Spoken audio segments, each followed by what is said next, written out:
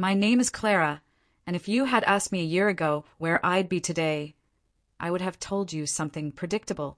A mid-level marketing manager at Crestline Innovations, working my way up the corporate ladder with quiet determination. I was never the star of the show, just someone who showed up on time, did her job well, and kept her head down when drama flared in the office. That's what I thought success looked like. Steady progress without making waves. But life has this funny way of turning everything upside down when you least expect it. Crestline wasn't some soulless corporation. It was a place that promised innovation, creativity, and opportunity for those willing to work hard enough. At least, that's what they said during orientation. In reality, it was just another battlefield dressed up in glass walls and ergonomic chairs. The higher-ups liked to talk about teamwork and collaboration, but everyone knew how things really worked. Politics ruled, favoritism thrived, and stepping on others' toes was practically part of the employee handbook. I didn't mind playing by their rules. Not because I believed in them, but because I didn't see any other option. My parents raised me to value stability, so I learned early on to keep my ambitions modest and my complaints to myself. It wasn't glamorous, but it paid the bills, and sometimes that felt like enough. Until one day it wasn't. It all started, or maybe ended, with a meeting. Not just any meeting, but the quarterly review where every department head stood in front of the boardroom to present their numbers, goals, and strategies. These meetings were supposed to inspire us, to remind us why we spent long hours staring at spreadsheets instead of doing anything remotely fulfilling outside of work. Instead, they usually devolved into thinly veiled competitions over who could pat themselves on the back the loudest. Still, I prepared meticulously for mine as always. I pored over data, crafted slides, rehearsed my pitch until I could deliver it in my sleep. If nothing else, I wanted to prove, to myself more than anyone, that I deserved to be there.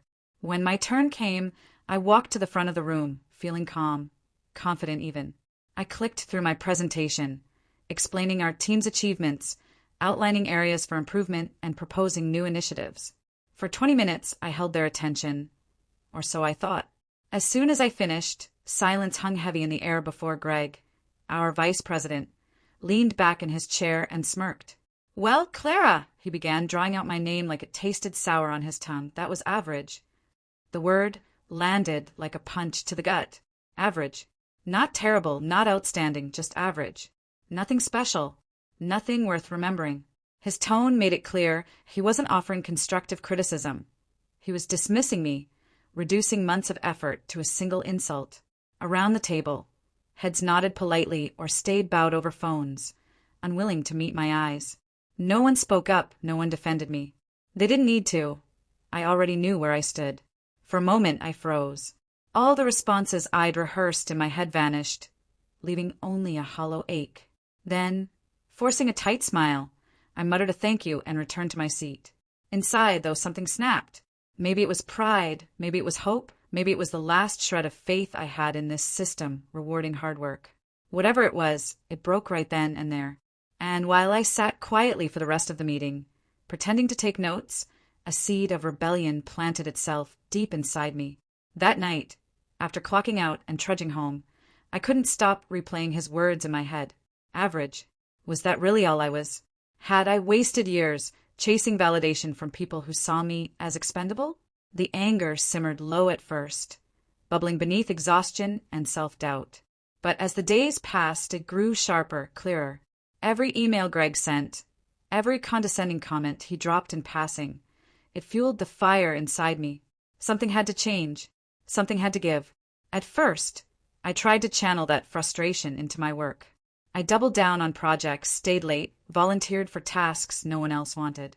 If Greg thought I was average, I'd show him otherwise. Except nothing changed. No matter how much extra effort I put in, his dismissive attitude remained unchanged. Worse, it spread. Other managers started treating me differently, as if Greg's verdict had become gospel truth. Opportunities dried up. Recognition evaporated. Even colleagues who once sought my input now hesitated to include me. It was like being erased, piece by piece. And yet, despite the isolation, I couldn't let go of that initial spark of defiance. What if I didn't have to play by their rules anymore? What if I found a way to fight back, not with tantrums or tears, but with strategy? Late one evening, sitting alone at my desk, surrounded by empty coffee cups and abandoned post-it notes. An idea began to form. It was risky, borderline reckless, but also brilliant in its simplicity. If Greg wanted to label me as average, fine. Let him think he won. But behind the scenes, I'd start laying the groundwork for something far bigger. The next morning, I arrived at the office earlier than usual, armed with purpose. Over the following weeks, I immersed myself in research, combing through internal documents, financial reports, and client communications. Crestline prided itself on transparency. At least, that's what they claimed. But the deeper I dug, the more cracks I found beneath the polished surface. Questionable expenses, dubious partnerships, emails hinting at decisions driven less by business needs and more by personal gain. None of it was outright illegal, as far as I could tell, but it painted a damning picture of incompetence and corruption. With each discovery, my resolve hardened. This wasn't just about revenge anymore. It was about exposing the truth. About showing everyone, the board, my coworkers, even myself, that Crestline wasn't the shining beacon of excellence it pretended to be. And Greg? He was the perfect poster child for everything wrong with this company. If anyone deserved to fall, it was him. But taking down a VP wasn't going to happen overnight. I needed allies, leverage, proof undeniable enough to withstand scrutiny. So I started small, testing the waters. I reached out to former employees who'd left under mysterious circumstances, piecing together stories that matched my findings. I cultivated relationships with key players in IT and accounting, trading favors for access to restricted files. Slowly but surely, the puzzle came together. Meanwhile, I maintained my facade of compliance. I attended meetings, submitted reports, smiled politely whenever Greg shot me one of his smug grins. On the outside, I was still the same quiet, unremarkable Clara. Inside, though, I seethed with anticipation. Each day brought me closer to the moment when I'd strike back, not with brute force, but with precision. By the time autumn rolled around, I had amassed a trove of evidence damning enough to shake Crestline to its core. Financial discrepancies, ethical breaches, mismanagement so egregious it bordered on negligence, all tied neatly to Greg's leadership, or lack thereof. But having the information wasn't enough. I needed a plan to ensure it reached the right people at the right time. Timing, after all, was everything. One rainy afternoon, as I sipped lukewarm coffee and stared at my computer screen, inspiration struck. An upcoming investor summit, a high-profile event designed to showcase Crestline's achievements and secure future funding. Greg, naturally, would be presenting. What better stage to unveil the truth than when the stakes were highest? From there, the pieces fell into place. I drafted a detailed report summarizing my findings, complete with supporting documents and timestamps. Then, using an anonymous email account I'd set up months ago, I sent the file to select members of the executive board, framing it as a concerned whistleblower hoping to protect the company's reputation. To add credibility, I included links to external sources corroborating my claims. Once sent, I deleted the account and wiped my browser history clean. Step 2 involved planting seeds of doubt within the organization itself. Through carefully worded conversations and strategically timed leaks, I ensured whispers of scandal began circulating among employees. By the time the summit arrived, the tension in the office was palpable. People avoided eye contact with Greg. Water cooler gossip turned speculative. Everyone sensed something big was coming. They just didn't know what. On the day of the summit, I dressed impeccably, choosing a power suit that screamed confidence. Sitting inconspicuously in the back of the auditorium, I watched as Greg took the stage, oblivious to the storm brewing around him. As he launched into his presentation, extolling Crestline's successes and glossing over its failures, I opened my laptop and logged into a private server. With a few keystrokes, I uploaded the final piece of the puzzle, a link embedded in the company's public-facing website, invisible to casual visitors, but accessible to anyone savvy enough to look. Within minutes, the murmurs began. Attendees glanced at their phones, brows furrowing in confusion. Executives exchanged uneasy glances. Then chaos erupted. Someone must have clicked the link, triggering a cascade of notifications across devices. Screens lit up with headlines detailing Greg's misdeeds, accompanied by irrefutable evidence. Gasps rippled through the crowd as realization dawned. Greg faltered mid-sentence, his composure crumbling as he realized what was happening. As pandemonium unfolded on stage, I slipped out unnoticed, blending seamlessly into the throng of shocked attendees filing out of the auditorium. Outside, rain pattered against the pavement, washing away remnants of the world I'd known. For the first time in years, I felt truly alive. Of course, this was only the beginning. Crestline wouldn't crumble overnight, nor would justice be served immediately. Investigations would follow, lawsuits would pile up, reputations would shatter. But none of that mattered to me anymore. I had done what I set out to do, expose the truth and reclaim my power. Now, standing here amidst the wreckage of my old life, I can't help but wonder what comes next. Revenge may feel sweet, but it doesn't fill the void left behind. Somewhere between vindication and uncertainty lies a path forward, one I'm determined to find, even if it means starting over completely. Because if there's one thing I've learned, it's that staying silent only keeps you trapped. Speaking up, however terrifying, sets you free. And freedom, I realize now, is worth fighting for. The days following the investor summit were a blur of chaos and whispers. Crestline's pristine image cracked wide open, revealing the rot beneath. Greg's presentation became infamous, not for its content, but for the way it unraveled before everyone's eyes. Executives scrambled to contain the fallout, calling emergency meetings and issuing vague press releases that only fueled speculation. Employees huddled in corners, debating who knew what and when. The company I'd once called home was no longer recognizable. For my part, I kept a low profile.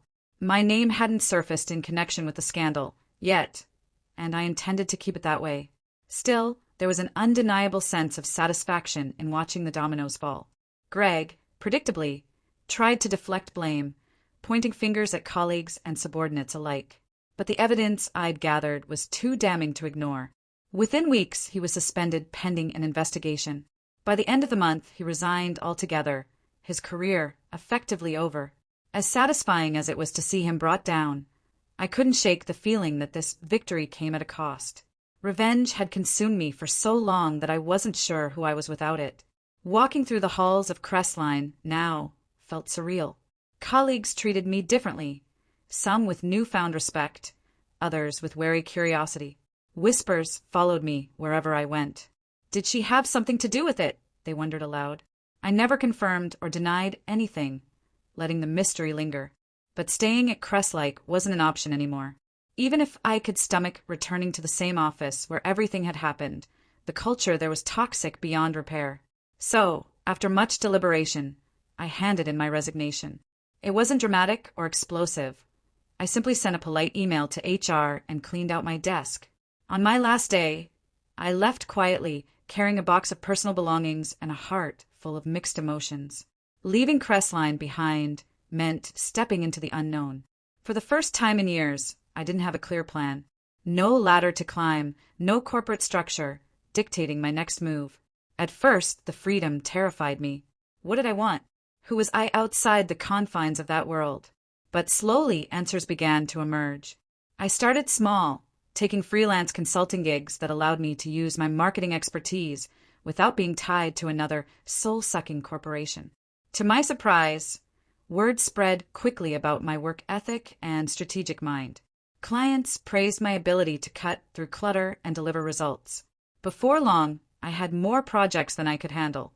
Encouraged by the demand, I decided to take the leap and launch my own business, a boutique agency focused on ethical branding and authentic storytelling. Building my agency from scratch was challenging, but also exhilarating. For the first time, I got to set the rules. Transparency became our cornerstone. We worked only with clients whose values aligned with ours, rejecting lucrative offers from companies peddling empty promises or harmful products. Our team grew organically, attracting talented individuals who shared our vision. Together, we created campaigns that resonated deeply with audiences, earning accolades and awards along the way. On a personal level, life transformed in ways I never anticipated. Free from the suffocating politics of corporate life, I rediscovered passions I'd long neglected. I took up painting again, filling canvases with bold colors and abstract shapes. I traveled, exploring cities I'd only dreamed of visiting. Most importantly, I reconnected with myself, The person I used to be before ambition dulled my edges and fear silenced my voice. One evening, as I sat on the balcony of my new apartment overlooking the city skyline, I realized something profound. Revenge hadn't saved me. It had been a catalyst, yes, but true healing came afterward. In dismantling the system that sought to define me, I found space to build something better, not just professionally, but personally. I learned to value authenticity over approval, courage over comfort, and integrity over ambition. That realization brought clarity. I reached out to former colleagues who'd been collateral damage in Crestline's implosion, inviting them to join my agency. Many accepted, eager to escape the wreckage and contribute to something meaningful. Among them was Mia, a brilliant graphic designer who'd always supported me quietly during those dark days at Crestline. Together, we formed a partnership built on trust and mutual respect, creating work that inspired rather than exploited. Years later, when people asked how I ended up running one of the most respected agencies in the industry, I smiled knowingly. It's a long story, I'd say, leaving out the parts about corporate sabotage and midnight research sessions. Instead, I focused on the lessons I'd learned. That power isn't given, it's taken. That change begins not with grand gestures, but with small acts of defiance. And that sometimes, breaking free, requires burning bridges you thought would carry you forever. Looking back, I don't regret what I did.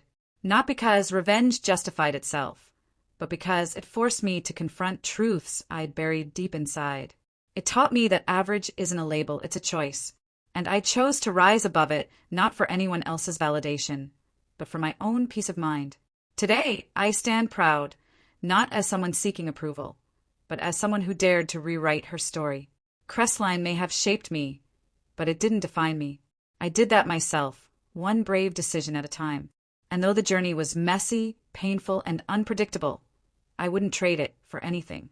Because in the end, I didn't just survive, I thrived.